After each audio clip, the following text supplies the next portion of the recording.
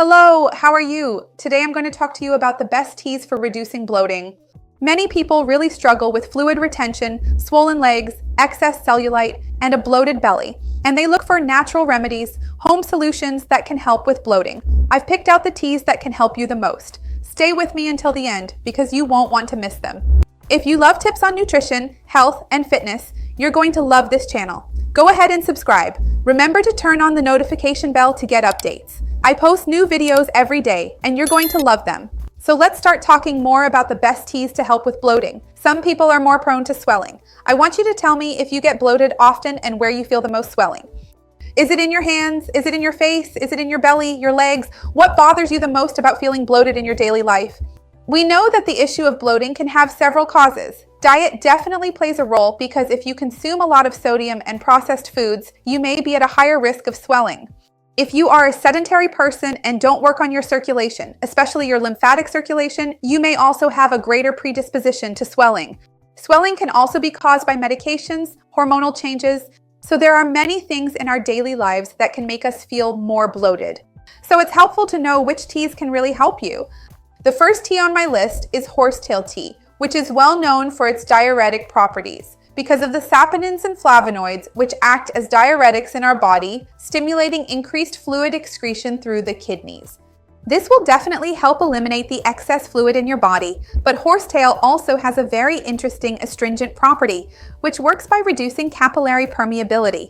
In other words, it reduces the amount of fluid that passes from the blood vessels into the tissues, which is where it accumulates and causes more swelling.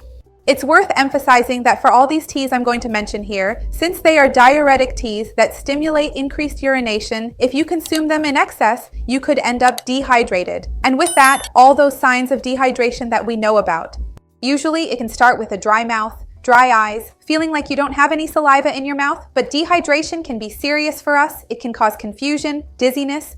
So it's very important that you remember these teas are meant for you to have 1, at most 2 cups a day, and not every day of your life. They're for you to drink occasionally when you're feeling more bloated, unless you have received specific guidance from your doctor or nutritionist who is following your case. Also remember that if you are pregnant or breastfeeding, these are not recommended. And if you have any kind of health problem and are unsure whether these are suitable for you or not, always talk to your doctor or nutritionist in your city. Remember that this video is for informational purposes only. In the case of horsetail tea, to make it in the correct proportion and drink it safely, you should use 1 tablespoon of horsetail herb with 2 cups of boiling water. Mix the two together, which will yield 2 cups, and you can drink 1 to 2 cups per day. Always remember that when we talk about these teas for reducing bloating, the ideal is not to sweeten them. Horsetail has a very pleasant taste, and if you prefer, you can add some ice cubes or keep it in the fridge to drink throughout the day, which won't be a problem at all. The second tea on our list is Dandelion tea. Many people associate this tea only with liver health, and indeed, it is very well known for that.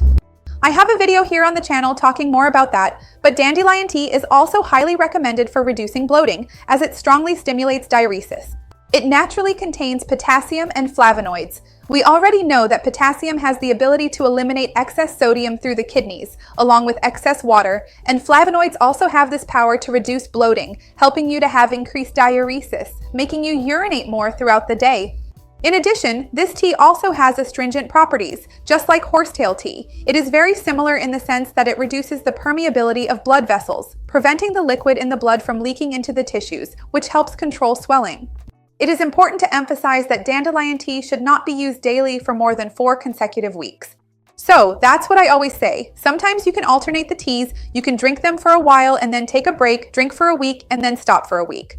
And if you have any doubts, consult your nutritionist, your doctor, or your herbalist in your city.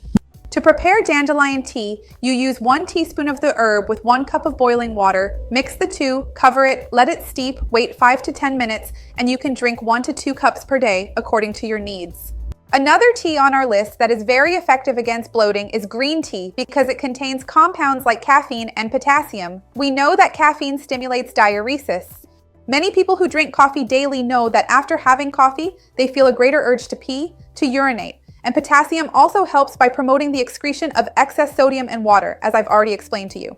In addition, green tea is very rich in catechins, a super antioxidant compound, one of the most powerful antioxidants we have, which helps reduce inflammation in our bodies. We know that an inflamed body is more likely to become swollen. So by reducing inflammation in our bodies, it can also help control swelling. To prepare green tea, you need 1 teaspoon of green tea leaves with 1 cup of boiling water. Mix the two, wait about 5 to 10 minutes for it to infuse, and then you can drink 2 to 3 cups per day. An important point to remember is that these teas stimulate diuresis. So all the teas I've mentioned and will still mention, we have to keep in mind that when you're drinking a diuretic tea, you need to drink plenty of water. We never substitute water with tea. Tea does not replace water. And if you're going to drink a diuretic tea, you need to drink even more water because you have a greater tendency to become dehydrated. And the more water you drink, the more you stimulate your diuresis and prevent fluid retention. It might seem counterintuitive, and you might think that drinking a lot of water will make you more bloated. But if you are a healthy person, on the contrary, that's not what happens. Hibiscus tea is another wonderful tea that has diuretic properties. It contains anthocyanins and vitamin C, which greatly stimulate diuresis, the production and excretion of urine through the kidneys, helping to balance the amount of fluids in our body. In addition, the flavonoids naturally present in hibiscus tea help control inflammation. And as I mentioned, inflammation is one of the main reasons people become more bloated. So, by acting in this way, drinking hibiscus tea, you can achieve good results in increasing diuresis and managing your body's water weight. Hibiscus tea should also not be consumed for more than 4 consecutive weeks. Once again, remember to vary the teas or even go a few days without drinking it, which is also good for you, so your body can understand how this works. And to prepare the tea, it's very simple. You use 1 teaspoon of hibiscus flower for 1 cup of water, as I mentioned for the other teas. Just mix the two together, let it steep, and drink it. The flavor is wonderful and it's naturally very sweet. Another tea that is often recommended for those who want to reduce water weight, decrease bloating, and stimulate diuresis is parsley tea. It's a tea that's very easy to make because everyone has parsley at home already, since it's used to season chicken, vegetables, and so on. You can use parsley because it naturally contains a lot of potassium and apiol, a compound that stimulates diuresis and helps excess fluid to be eliminated by the kidneys. And besides that, it's also rich in flavonoids, which have that anti-inflammatory function I mentioned, helping to regulate diuresis overall. This tea is also very strong, so it shouldn't be used for more than 4 consecutive weeks. And it's not something you should drink every day either. I even mentioned the recommended dose here, but you don't even need to have 2 or 3 cups. If you've already had 1 cup of these teas, any of the ones I'm talking about, and you notice you're urinating a lot, you don't need to keep drinking 2 or 3 cups. Use common sense and pay attention to your body to see how it's responding. To prepare parsley tea, you usually use 1 teaspoon of fresh chopped parsley for the same proportion of 1 cup of boiling water and then let it steep. You can also drink 2 to 3 cups of parsley tea per day, just like with green tea. Another tea that I personally love, not just for the taste but also for the results, is pineapple peel tea. A lot of people throw it away and only eat the pulp. Don't do that if you're someone who often feels bloated. I'll explain the proportions for making the tea in a moment. Pineapple peel has very interesting effects for stimulating diuresis, thanks to the bromelain that is naturally present in it, and also because of the potassium. Pineapple is already a fruit rich in potassium, and in the peel we also find this potassium, which helps eliminate excess fluid through urine.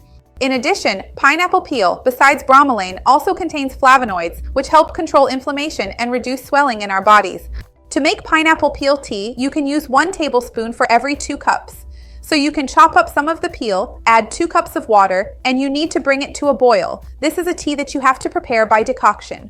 Let it boil for about 5 to 10 minutes, then turn off the heat, wait for it to cool down a bit, and you can drink it throughout the day. So you can have 1 or 2 cups a day and you'll see some really interesting results.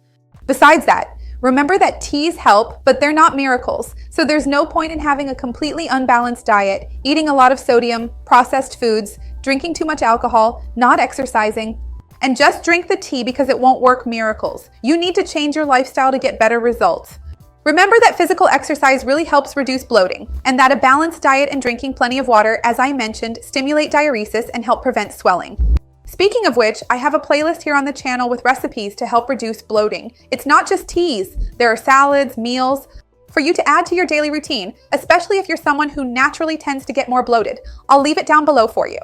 And I also have other complimentary videos explaining more about why we get bloated, the best and worst foods, and other changes you can make that will help you. I'll leave those down below as well. So tell me, where does bloating bother you the most? Is it your face, your hands, your belly, your legs? I'd love to see your comment. If you already take anything, any tea, or any other food to help with bloating, let me know down below.